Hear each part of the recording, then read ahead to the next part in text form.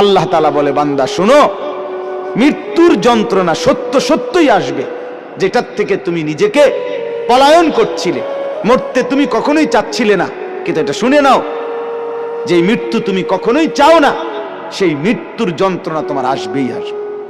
সাকরাতুল মউত, হাত্তাকে এমনকি আল্লাহর নবী সাল্লাল্লাহু আলাইহি সাল্লাম পর্যন্ত ইন্তেকালের পূর্বে নবীজি হাদিসে স্পষ্ট আছে, আম্মা জান আয়েশা বলছেন, নবীজি সাল্লাল্লাহু আলাইহি সাল্লাম একটা বাটির মধ্যে পানি দিছে, আর নিজের পবিত্র ডান হাত মোবারক দিয়ে হাত দিয়া এই বাটির পানির মধ্যে চুবাইতেছিলেন, আর কপালের ঘাম মুছতেছিলেন নবীজি, আর বলতেছিলেন, লা ইলাহা ইল্লাল্লাহ ইন্না লিল মাউতি সাকারাত, আল্লাহ আপনি ছাড়া আর কোনো ইলাহ নাই, আহা মৃত্যুর তো বড়ই যন্ত্রণা।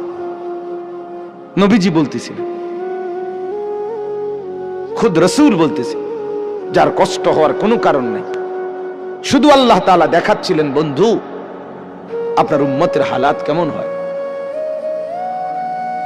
নবীজি বলতেছিলেন, হায় মৃত্যুর তো বড় যন্ত্রণা। হযরত ফাতেমা রাদিয়াল্লাহু তাআলা আনহা, ওই হাদিসে আছে, ফাতেমা রাদিয়াল্লাহু তাআলা আনহা তখন কাঁদতেছিলেন, নবীজির মেয়ে, আর কাঁদতে কাঁদতে বলতেছিলেন, ওয়া কারাবাহ ইয়া আবাতা, আরবীয় আফসোসের বাক্য, হায় আমার আব্বা, না জানি আপনার কি কষ্ট হচ্ছে। আল্লাহর নবী সাথে সাথে বলছে, লা ইয়া ফাতেমা, না না ফাতেমা, কষ্ট হচ্ছে না, লাইসা আলা আবিকাল কারব বাদা হাদাল ইয়াউমি আবাদা। সুবহানাল্লাহ। বললেন নবী, ফাতেমা শোনো, আজকে তোমার বাবার জিন্দেগীর কষ্ট সমাপ্ত হচ্ছে, আজকের পরে আর তোমার বাবার কোনো কষ্ট থাকবে না।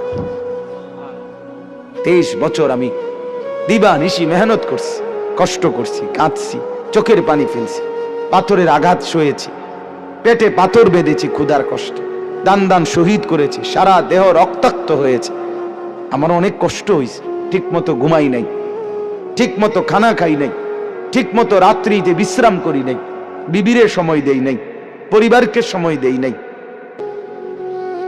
এটা বলতে পারবে না এবারে নবীরে ভালোবাসে, এবারে গাইল্লায় অন্য করে। আমার খুব হাসি আসে, জানে কি জবাব দিত এগুলারে, কি তো জবাব দিব মেয়ে, কি জন্য জবাব দিব? মৃত্যু তো খুব দ্রুত, আজ না হয় কাল, এবছর না হয় সে বছর, মরতে তো হবেই, আখিরাতে তো যেতেই হবে, কোনো সন্দেহ নেই। এজন্য বলতেছিলাম, আল্লাহর নবী